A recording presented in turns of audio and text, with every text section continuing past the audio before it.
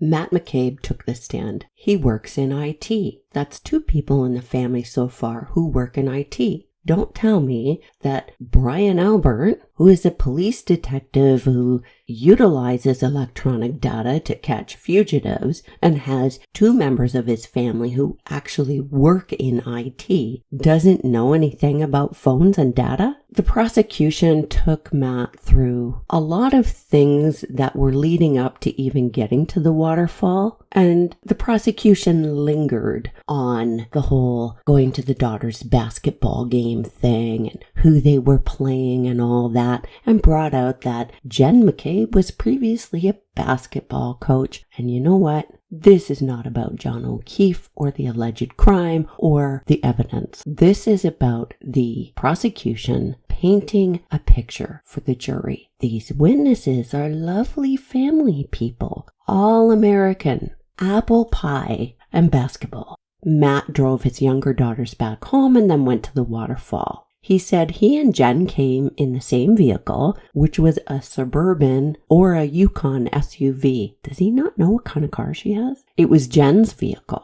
Matt had been under the impression that they were going to the waterfall for Brian Jr.'s birthday. But we know that Brian Jr. was home with his friends. That does not mean Matt was lying. He could have believed that. But you know, they keep bringing up Brian Jr.'s birthday, and it seems like a convenient excuse for things. He said he parked in the lot in front of the waterfall. And they keep doing this too. Where did you park? In the front, the back? Where were the streets? That sort of thing. So there's a reason for this. He said while he was in the parking lot, he was talking to a friend on the phone. And he doesn't recall if it was connected to the Bluetooth. And then he said, oh, well, it probably was connected to the Bluetooth because the default on the vehicle would connect to Jen's phone because it's her vehicle. We're going to hear something about this Bluetooth, I'm sure, because that gets brought up. And there's no other reason to say he was talking to a friend on the phone.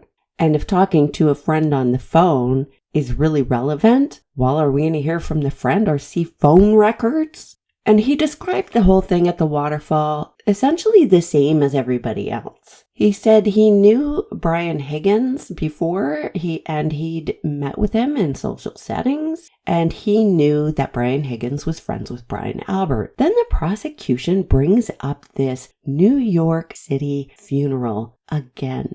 Is he playing emotional games here? Because that's what it looks like. The witness said he knew John before. They lived on different streets, but in the same neighborhood. They had kids the same age, and he had a friendly relationship with John. He presented the relationship with John as John needing help from Jen. Parents talk to each other when they have kids the same age. And it's not unusual for parents to drive each other's kids to places if their kids are all going to the same place. It's not unusual to ask for little favors. Can you watch the kids for 10 minutes? Can you pick up this for me? Whatever it is. But he actually presented it as needing help. And maybe I'm being picky, but I didn't like the way it portrayed John. He said that he met Karen Reed in the summer of 2020. He said that both Jen and Karen have MS, and so John thought it would be good for them to meet. But then he says after that, he describes that he'd see Karen around, kind of like at sports events and such. So he doesn't describe an ongoing relationship with her. He said that John didn't discuss his relationship with him. He said that while they were at the waterfall, Karen remarked, "How do you do it?" in reference to raising 4 kids. And I think the prosecution was trying to make something of this. And even Matt said, well, it was just normal chatter and there was nothing of substance. Matt stayed till the very end of the night at the bar, and he was picking up glasses and bottles, and he talked to the band. So this means that John would have beat him to Fairview. Karen wanted to go to the pizza place, and people said no. He said Karen asked more than once, and this was something that the prosecution brought out.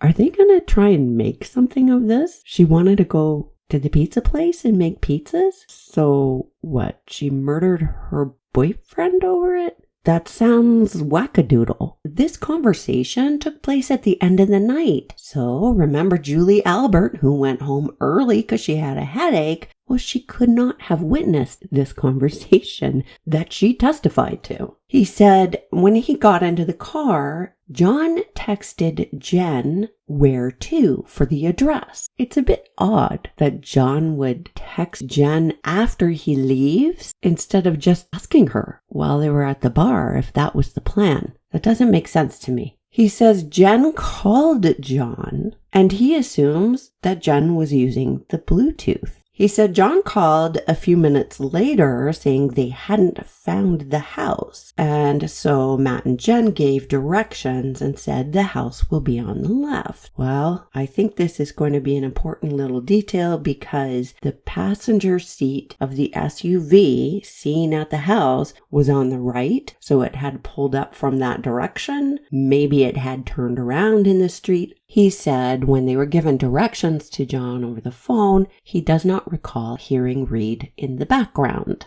i.e., they weren't having some big fight in the car. He says it's a 4-minute drive from the waterfall to Fairview. Well, hold on. Jen and Matt get in the car from the waterfall, and they've been driving for a few minutes before John even calls. Well, where are they driving to? They should be at Fairview or almost there. Okay. Jen parked in the driveway, and Matt thinks she parked on the left or the middle of the driveway. Everybody is parking on the left of the driveway. This can't be possible. He named the people who were there, and he also named the first and last names of Brian Jr.'s friends. But the thing is, he had never met Levinson before, so I don't know how at the time he would know their names. So this tells you that he's combining his memory from that night with knowledge that he's gained in the interim, which is perfectly normal. People do that. But this is an example of how the mind functions and how actual memories can get melded with other things. He said Brian Higgins and Brian Albert were there already. He said he stayed from between 12:20 to 1:40. Now, he didn't mention Colin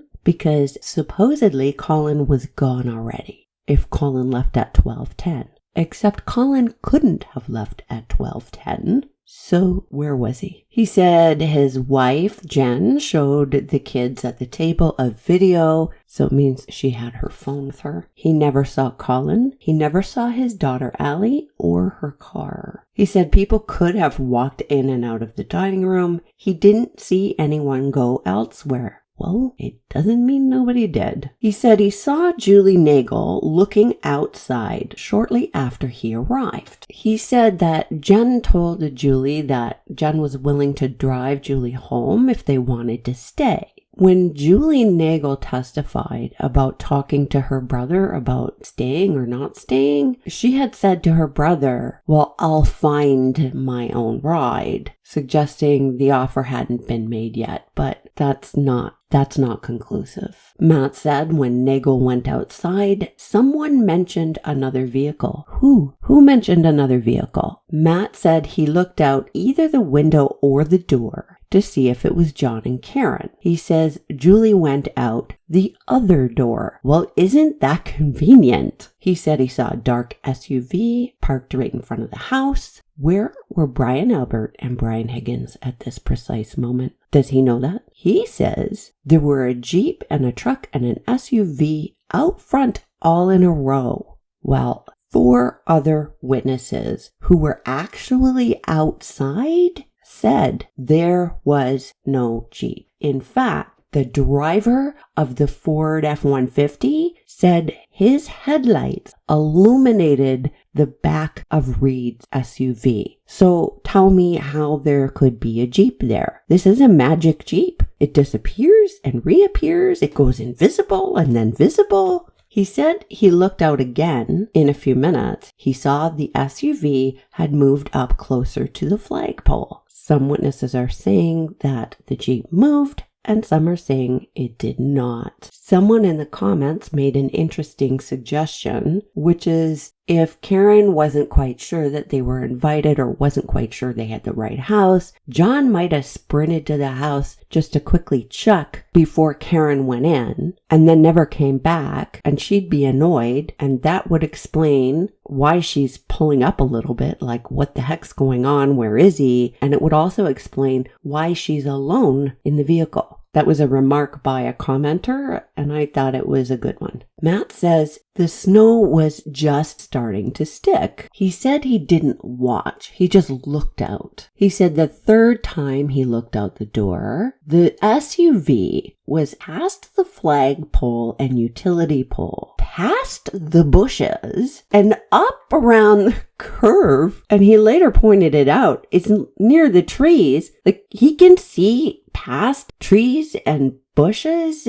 and around a corner and up the street. He can see that. Like, does he have Inspector Gadget eyes? And if he could see that and there was a body on the ground, then how come he didn't see that? He didn't see a black shoe or a black cap. Nobody heard revving engines or seeing taillights or a crash or anything. Prosecution asked if he saw tire marks on the road, and he did describe a wave kind of mark on the road. And to be clear, it's on the road, not in the grass. He said he never saw anyone outside the vehicle because maybe John was already gone. He saw no footprints, not even from Julie. He said about 10 minutes later, he looked out again and saw no vehicle. But this testimony changes when the prosecution leads it. So this 10 minutes later became 3 or 4 minutes. And you know, whether he looked out 3 or 4 minutes later, or if it was 10 minutes later, if the Ford 150 was gone, we know John had already left the SUV as well. And the way we know that is that when the SUV was there, John was not in the SUV with Karen. The witnesses say she was alone, and those witnesses don't have reason to lie about that. Could they be mistaken about things? Certainly. Witnesses do that all the time. Doesn't mean they're lying.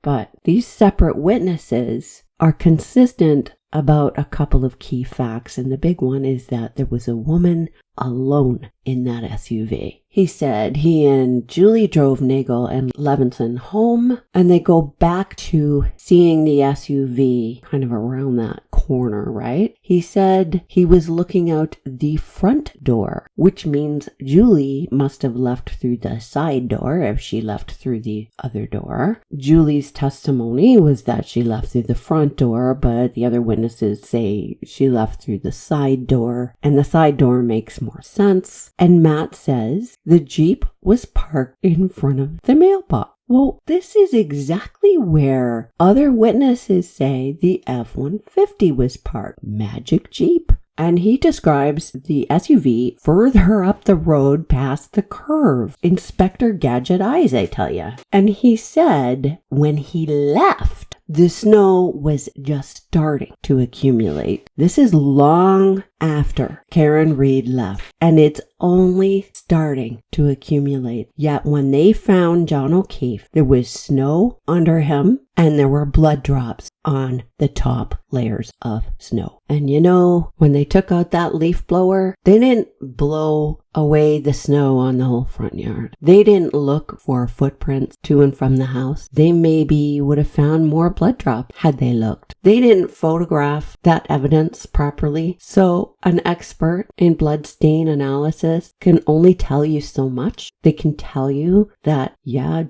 blood drops are from gravity, meaning the source of the blood was above the snow. The fact that they didn't see things doesn't speak to the absence of those things. It speaks to the absence of a proper investigation. Matt said he doesn't recall if there was lighting near the flagpole. He said he was not looking at the side of the road as he drove away. He said he did not see anything in the yard as he was driving away. No pieces of taillight, no hat, no 6'2" man, no sneaker. And he says he got home around 2:15. When he got home, all the kids were home. He said Jen was in bed when he got to bed, but she was awake. And this was brought out by the prosecution. So I'm curious about what's coming. Matt said that Jen wanted to watch a show that he didn't want to watch. So she's awake for some reason. And for some reason, this is important, and I don't yet know why. On the morning of the 29th, screams in his bedroom woke him up. And all of a sudden, there's a sidebar called by the prosecution in the middle of his own direct, and the day was over. And I want to bring up something else here, too. Brian Albert said the reason he went to Jen's was to comfort her because she was so distraught, and she's like his little sister. Well, Jen has a husband who would be having that role of comforting her. On May 17th, the testimony of Matt McCabe continues. So Matt is hearing Jen, and he woke up like, what the heck's going on? And Jen was on the phone. It was Karen. He said it was loud and repetitive. It was shortly before 5 a.m. He said it was loud enough that he could hear both sides of the conversation. And then he said, I could hear her saying, I'm on the phone with Karen. And that was weird because he doesn't say, Jen said to me, I'm on the phone with Karen. So that jumped out at me. He said the phone call lasted 1 to 2 minutes. So that's pretty short. He said, I think my wife immediately called someone else. Oh yeah? Who's that? He said, I think she called friends who lived near the waterfall. Well, did he overhear that too? He doesn't say. He was asked what he thought of this, and in reference to Reed, he said, I thought she was crazy because I saw the SUV the night before. He said his wife, Jen, made multiple calls, but he doesn't recall who she called. He said that the McCabes told Reed that they saw her in the SUV the night before. And according to him, Reed said, I don't remember going there. And then he said Karen had broken taillights, that she said she had a broken taillight. And he also knew that because John had told him that John was potentially meeting another person. So they called that person. So this is all out of order. And part of the problem here is that the prosecutor just leads, so you can't get a story out in order. He said nobody they called answered their calls. Matt said that he texted and called John when Karen and Jen left the McCabe house. And now I'm feeling like I'm missing something because I had it in my brain that Jen picked up Karen. So maybe I'm a little bit confused. Matt stayed in the bedroom when Jen went downstairs. He said the plan was that he and Jen were going to go look for John. Well, so that tells you that they were concerned enough to go looking for John at 5 o'clock in the morning in a snowstorm. He said he got his jeans on and went downstairs, and one of the two of them made coffee. And then he says he hears Karen outside screaming. How'd she appear there? He was asked how long between the phone call and when she showed up, and he said about a half an hour. And then he said he figured John was on somebody's couch. Well, then if he's not worried, why are they going to go look for him? Okay. Then he says he looked out of his bedroom window, so he's gone upstairs at some point, don't know why, and saw Reed's vehicle. And he doesn't say, and I was waiting for it, I saw her taillight was broken. He didn't say that. And the prosecutor asked, what were your concerns? And had a bit of a hard time getting it out of him. And he finally came out with, well, I thought it wasn't a good idea to drive with no taillight, especially with the snow. So he never saw a broken taillight or that there was no taillight. And in fact, at one point, he said, I didn't know it was actually broken. I just thought it was out. So that tells you he did not see a broken or shattered taillight. He said that Jen and Reed left. It was dark out. He said the next time he spoke to Jen was about an hour later and they were at Fairview. And then he said he finished getting dressed and went to Fairview. Wait a minute. He put on his jeans. He went downstairs for coffee. Half hour later, Reed shows up. So did he put on his jeans? What, did he get undressed? I guess. There's a lot missing. He said the roads were bad. It was snowing. He said he saw cruisers, fire trucks, and he saw an ambulance. So that means he got there earlier than how it appeared previous. That's if his statement here is accurate. He said Carrie Roberts' vehicle was there. He said he spoke with Carrie briefly. And he said he was going to go with Carrie to pick up John's parents. And Jen was going to be interviewed. Then he went into the house at Fairview. And then they jump back to the communication where Jen is letting Matt know what was going on. It was, Matt, we found John at Fairview. So notice she's not in hysterics. Jen McCabe is not in hysterics. Remember Brian Albert's testimony and Nicole Albert's? How Jen burst into the room and she was hysterical, and they repeated that over and over. To drive it home. She was just so distraught and hysterical. But the way he's describing it, she was not at all. And you heard the 911 call. He said Officer Lank was in the house. He spoke briefly with Lank outside. He said he was at Fairview for at least 4 hours. Well, the whole Albert family says different. They're talking like an hour and a half. Okay. He said 2 state police came to his house that day, Proctor and Butnick. He went to his bedroom while they interviewed Jen. Brian Albert came over at some point. That's how he put it, at some point. And he says he's not sure where Jen was when the police interviewed Brian Albert. And then this testimony changes when the prosecution leads it. He says that the troopers came back on a subsequent date. He said Jen was in shock. He also said that when Jen is in crisis mode, she's calm. Again, not hysterical. On cross-examination, it came out that on January 22nd, so a week before, their daughter had a hockey game. They went to the hillside and they saw O'Keefe and Reed together, and that people hung out together in a group. And I was having real trouble with lag, so I wasn't getting a good feed. But I believe the testimony was that those people included Brian Albert and Brian Higgins.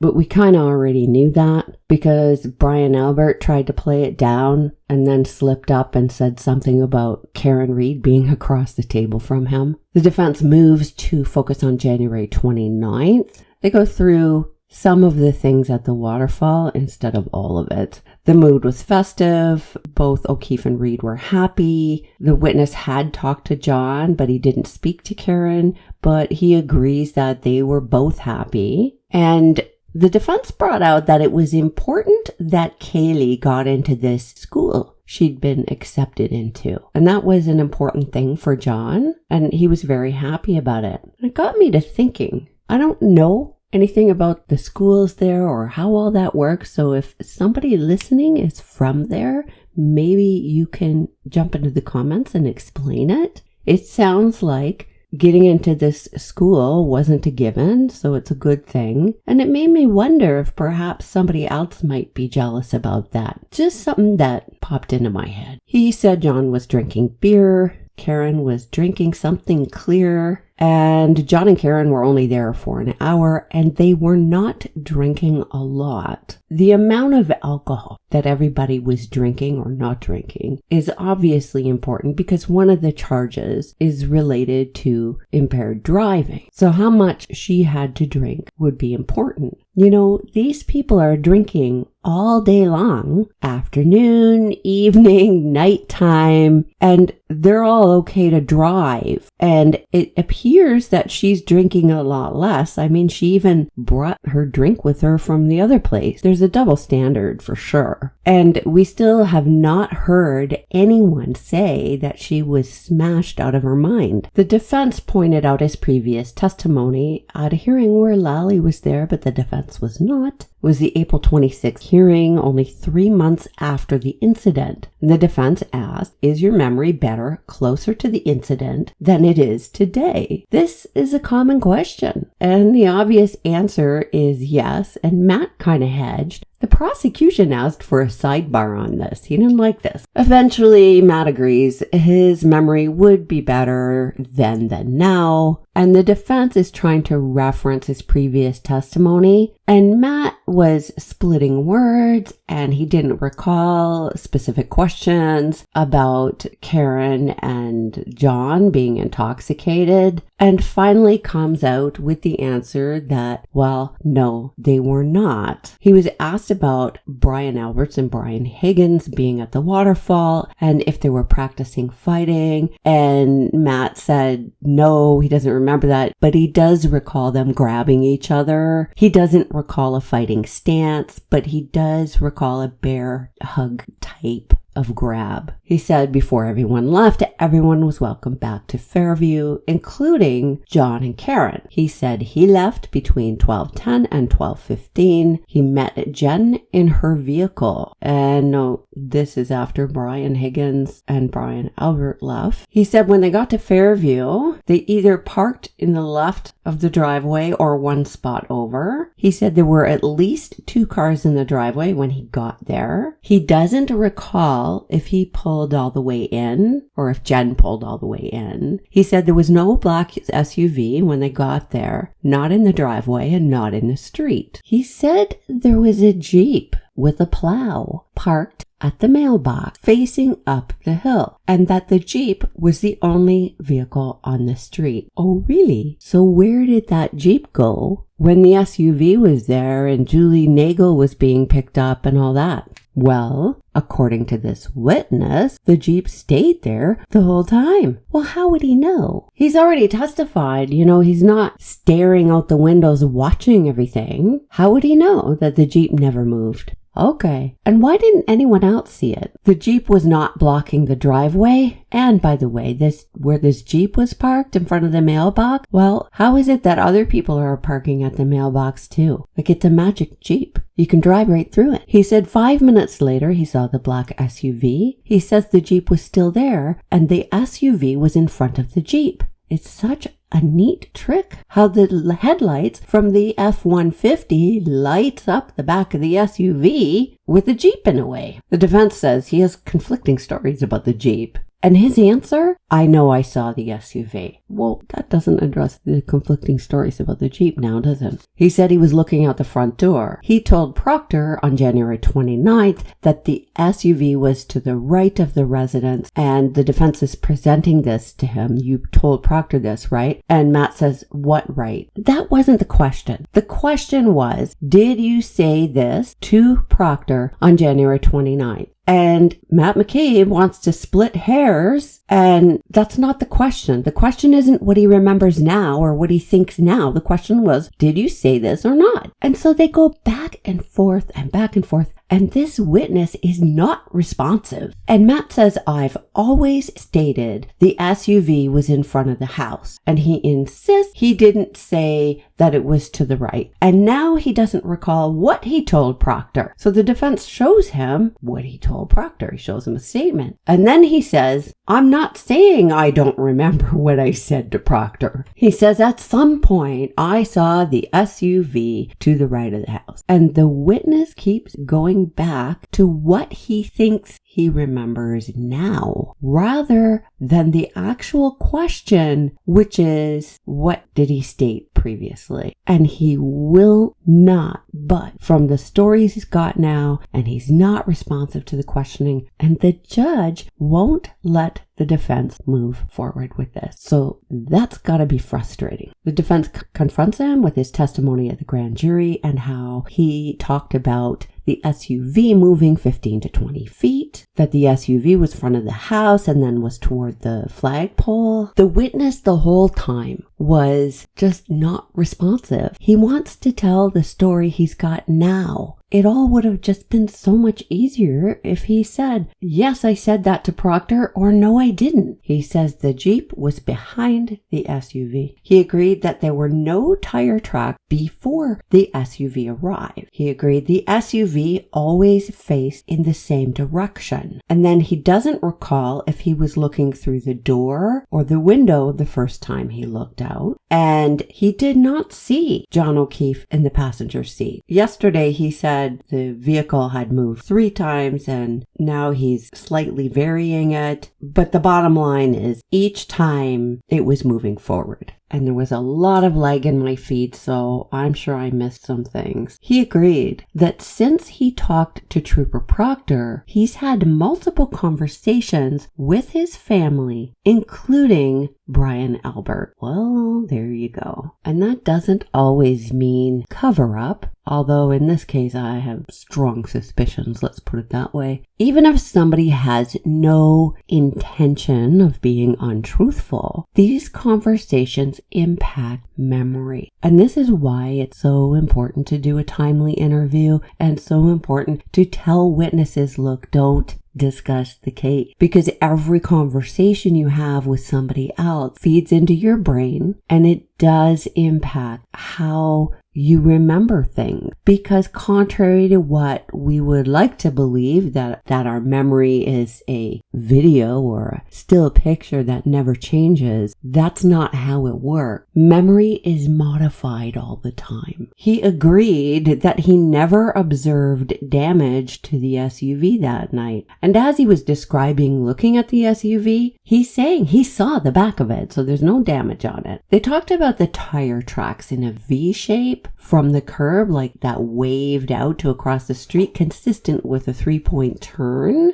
And Matt doesn't want to say whether he knows it could be consistent with the 3-point turn. There were no other vehicles except the Jeep and the SUV when he saw the tire tracks. So if the tire tracks were already there when he saw the SUV and there was no one in the passenger seat, well, those tracks weren't from her hitting him. And by the way, the tracks were all on the road. They jump back to the waterfall. He says Jen called John in response to John's text. John had said, we're on our way. And Jen told John it was off of Chapman. And John called back for more specific directions and that the house would be on the left. And the defense put up a map so he could put it into evidence and points out that she would have to make a 3-point turn or turn around in the driveway in order for the passenger side to be facing the house. And the defense says to him, at the time you spoke with Trooper Proctor, you had not spoken with Ryan Nagel, so you wouldn't have known what Ryan is going to say, right? And he said if she'd come from the other direction, there'd be no need for a 3-point turn. And he also pointed out that when you're looking out there, you're looking over the front lawn. And Matt says, yes,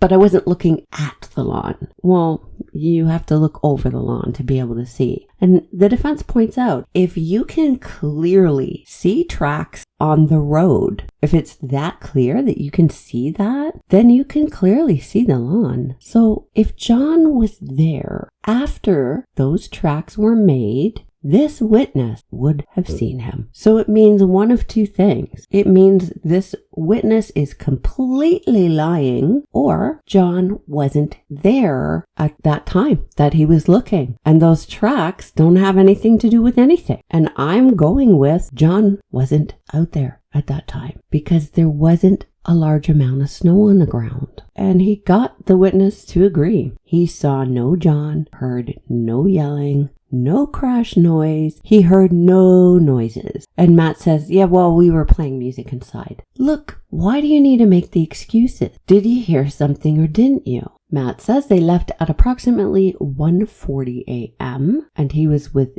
Jen, Nagel, and Levinson. they all came out together and the black SUV was gone. And at that time, there was no ball cap on the lawn, no sneaker, no pieces of tail light, no 6'2" man. And he also said the snow had just started to accumulate. The defense asks him about going back into the house. Remember, another witness said that Matt forgot his jacket, so he had to run back in. And Matt doesn't recall this. And the defense says in order to go back into the house, you'd have to cross that lawn again, or you'd have to be seeing the lawn again. And I want to point out that if he's going back into the house to get his jacket, he would be actually facing toward the left of the house. So if there was some big crash scene on the front lawn, tire track on the lawn, a person there, a shoe, he likely would have seen it. He agreed that he backed out of the driveway, and as he headed toward Chapman, he had to drive the length of the property. And he was asked whether or not he heard Julie say she saw something. And he said he did not hear that. He didn't hear her say she saw something, that she saw a blob, that somebody might be in trouble. Nothing like that. The subject jumps to January 29th in the morning and how he's hearing screaming on his phone. It's repetitive, loud. And he said he couldn't make out the words, that Karen was hysterical. Well, if he can't make out the words, he could just hear Jen, Jen, Jen. Where is the information about the tail light? And I don't remember being there. Where is that coming from? Could it be that Jen told him that? Because he doesn't describe ever actually hearing that. What he describes hearing, both in direct and in cross, was Karen screaming. He said he went into the Fairview home at around 7 a.m. He said his wife was there, Brian and Nicole were there, and Lank was there. Days after, January 29th, there was a group text message between Jen, Brian Albert, and Nicole and Matt McCabe. And this was February 1st. So this is 3 days later. Matt was at or near Fairview, and the defense accuses him basically of watching the investigators. And Matt says, I don't recall that. And the defense says, you were monitoring them. And Matt denies that. So the defense presents a text. And this is after a lot of back and forth. I mean, the prosecution obviously doesn't want this in. 1:34 p.m. on February 1st, Matt texted the group, troopers back out front, but in front of Asian house. When he was asked what that meant, the Asian house were the neighbors of the Albert. Those people are of Asian origin. And nobody in this group chat asked Matt to clarify whose house he meant. So they must all refer to them as that. Brian Albert responded right now. Okay. Matt texted the group. He was trying to get a picture. Oh, really? Why? Well, Matt insists he happened to be driving through the neighborhood. Oh, and what is that on the way to? We keep hearing about how it's a quiet neighborhood. And he says he kept driving. Okay, so he's texting and driving now. Okay, but he admitted he was going to take a picture. Then there was a sidebar and a break to get back into the texts after break. And Matt says he doesn't know where Brian Albert was at the time that these texts were being sent, but he does concede that he assumes that Brian wasn't home. One of the texts from Matt was, I had to pick up a car, so I drove through. And the judge put a stop to this right here, except everybody saw this. And I want to point out, so I drove through. Not because, not needed to, so I drove through. So he was sort of in the area and decided to drive through and check on the place. At any time were the Alberts told to leave their residence, that they couldn't be there because it was a crime scene? I'm kind of guessing not, because they never searched the inside of the house. So this text where Matt says he's trying to get a picture was at 1:35. They're having to skip over messages because there's some issue. At 1:35:32, Brian Albert responds PK. And the defense says, is this a typo? And Matt's not going to give him anything. And the judge won't allow them to clarify that Brian Albert is saying okay. Well, it comes up in the next text anyway. And the judge tells him to move on. They can't keep going through this. The defense was trying to get out the fact that this group was discussing Carrie Roberts' interview with Proctor, but the judge is not letting it out. And the prosecution is objecting his head off, and they finally end up in a sidebar. And what I'm going to do is, instead of just reading it all to you, I'm going to string some clips together where the pertinent parts are there, and all the delays where they're looking at papers and stuff, I'm going to cut all that out. I'd have to go back and... Well, the previous one... Next question. You would agree with me that later that same day on February 4th, the four of you, your wife, Brian Albert, and Nicole Albert, discussed in that group chat the fact that Michael Proctor was talking to Carrie Roberts over the phone, correct? Objection, Your Honor. Sustained.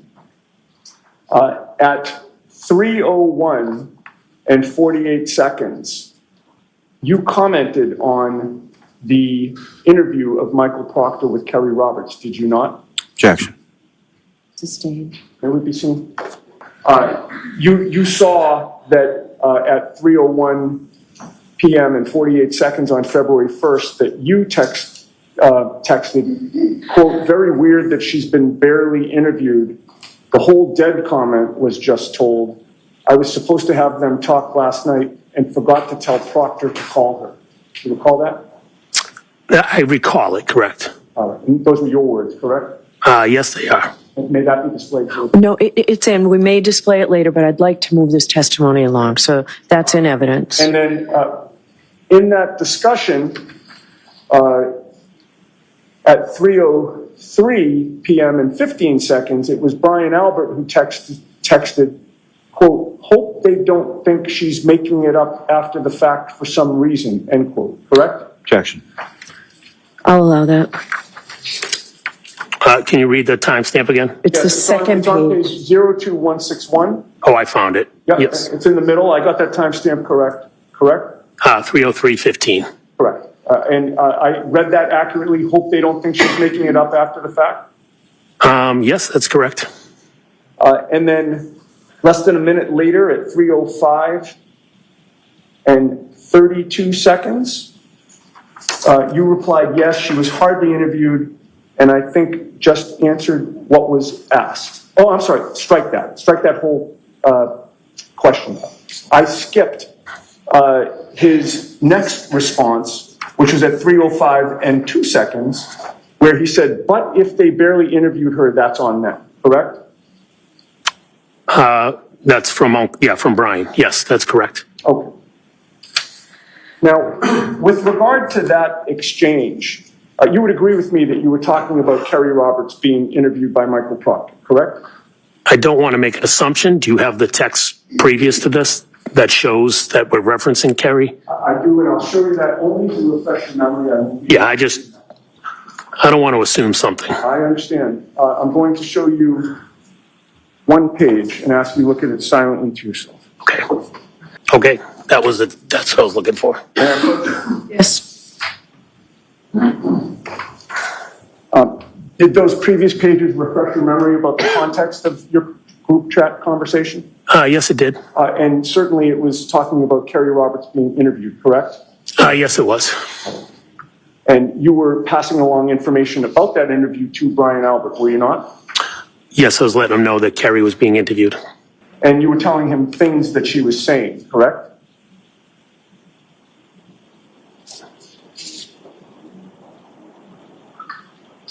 Remember you said the whole dead comment was just told? Objection, Your Honor. Sustained. Earlier that day, February 1st of 2022, at 12:50 p.m. and 37 seconds, Brian Albert texted the group, which would have again been his wife Nicole, your wife Jennifer, and you. And that text was... Objection, Your Honor. Okay, so... The second bubble on 02148 is not allowed into evidence. I need to be heard on that then. No, all right, I'll hear you at sidebar. Mr. McCabe, when we broke, I was just about to ask you about the last exchange here. You will agree with me that on February 1st of 2022 at 12:51 and 49 seconds, you texted the group chat to say, ask Chris to ask some questions, correct? Yep, I'm reading it right now. Yes, that's correct. And who was the Chris you were referring to? That would be Chris Albert. Brian's brother, correct? That is correct. And then you texted your wife, Brian Albert, and Nicole Albert, quote, tell them the guy never went in the house, correct? Yeah, that's part of the same text. Yes. Mr. McCabe, who was the guy that you were referring to? Does he have a name? That would be John O'Keefe. In his response to your instructions that his younger brother, Chris, should say that John O'Keefe never went in the house, or the guy never went in the house, you would agree with me that he responded with one word, correct? Yes, he did.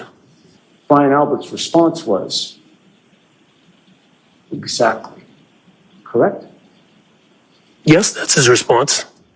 So it's clear that this witness is passing along information about Carrie's interview to Brian Albert. Wow. The defense wants to introduce another one, February 1st at 12:50 from Brian Albert, but the prosecution objects and the judge doesn't allow it. And the defense says, well, I need to be heard on this one then. And the judge says, okay, sidebar. We get to 12:51:49, where there's a text from Matt to Brian Albert saying, ask Chris to ask some questions. And the witness says, tell them the guy never went in the house. When he says the guy, he's not even John anymore, this person who is supposedly his friend. And why does he need to tell anybody that? If that's the truth, you don't need to say, oh, tell them this, right? Brian Albert responded, exactly. On redirect, the witness was able to reiterate, John never went in the house. Chris Albert wasn't at Fairview.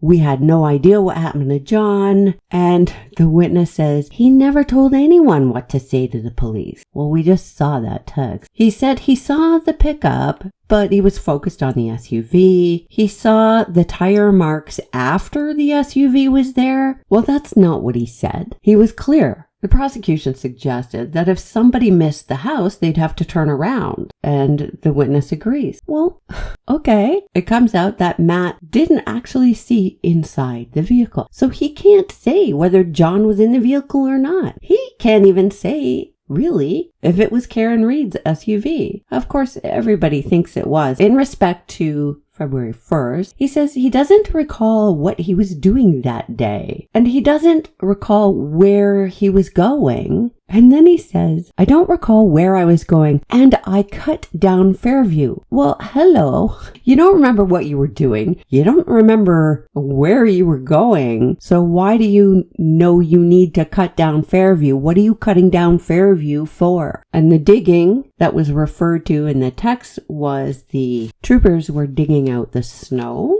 And he said that the snow was starting to melt because it had warmed up. And there had been testimony about Matt giving directions to John and saying, look, take the street that's just past Bella's house. And Bella is a little girl who John knew because the kids are all friends. And the prosecution asked, who is Bella's mother? And it comes out, well, John dated Bella's mother briefly at one time. Are you freaking kidding me? The prosecution is going there. And then immediately after that question, the prosecution asks, and did you ever hear from John again? And the answer is no. And this is a ridiculous attempt at playing a psychological game of connecting those two concepts, emotional concepts, by the way, of this jealous woman, and now the guy is gone. We're talking about directions. Is this past this kid's street? They didn't even say that it was past the mother's house. They referred to the child. Really? Are they gonna somehow try to suggest that that's enough for Karen? That they had to drive by the house of a kid whose mother John dated briefly years ago and Karen wanted pizza? Is that it? He was asked the them, that you were telling them to just say the guy never went in the house.